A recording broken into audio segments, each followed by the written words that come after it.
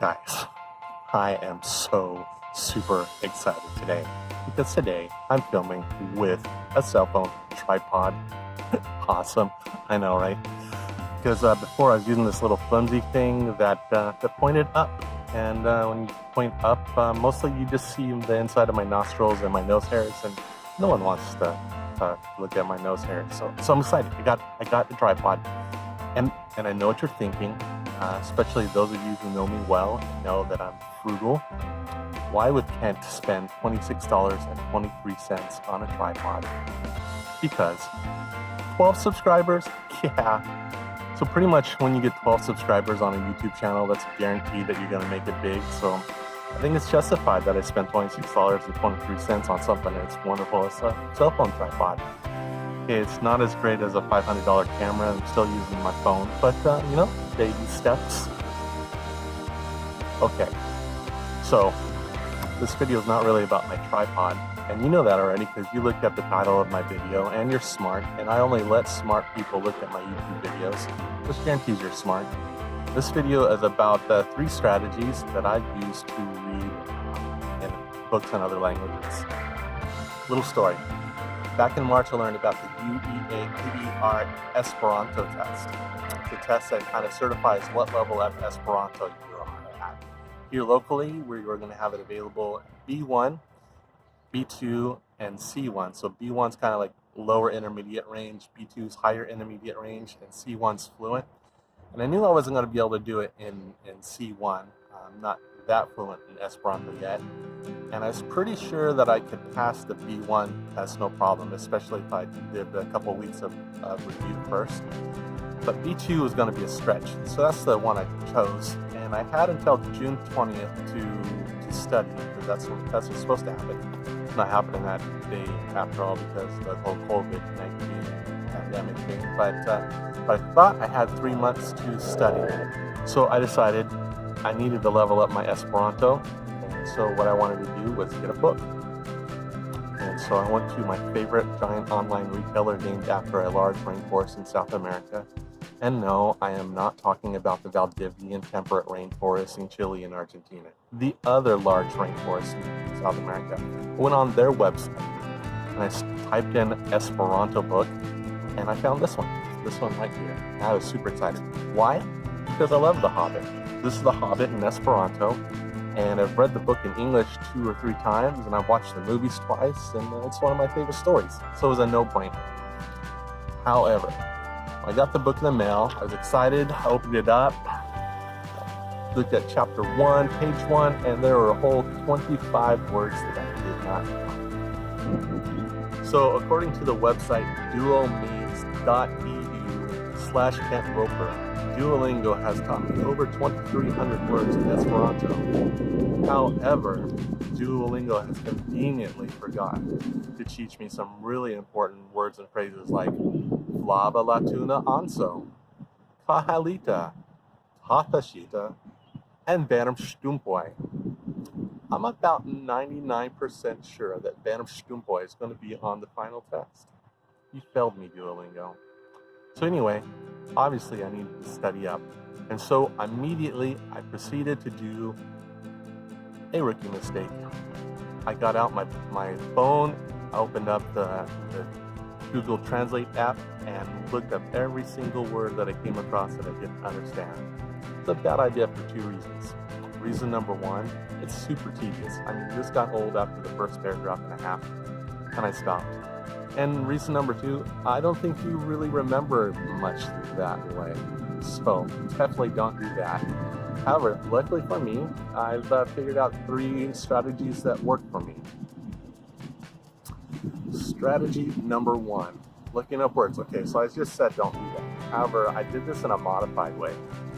So what I did is I got out my handy notebook and I made a list of every word on page 1 that I didn't understand, all 25 of them, and as I was reading, and then I looked them all up in batch. This is a lot better than looking them up as you come across them. So I had one column of the words in Esperanto, and then I looked them up in English, and then I got out my favorite flashcard app, tiny cards on my phone, and I started putting those in. And my intention was to memorize these with tiny cards. I actually found out I didn't really need to use tiny cards too much, because just the act of writing them once in my notebook and then typing out again in tiny cards, I remembered most of them already, and I can read that page and I can understand every word on it. So that's strategy number one. And there's some advantages and disadvantages. The advantage, I think, out of my 3 strategies, that's the one where I learned the most vocabulary, but it's the most tedious, and it takes the longest to get through the book, and so it's not the funnest. Okay, so strategy number 2. This only works if the book that you're reading exists both in your target language and in your native language, and luckily it does, because here it is, The Hobbit in English, which existed before The Hobbit existed in Esperanto. So I would read a chapter in English, and then I would read the same chapter in Esperanto, and that helped a lot, because if I came across words in Esperanto that I didn't understand, well, I had just read them in English, and I could usually remember what they meant, and so I could understand the story pretty well, no problems.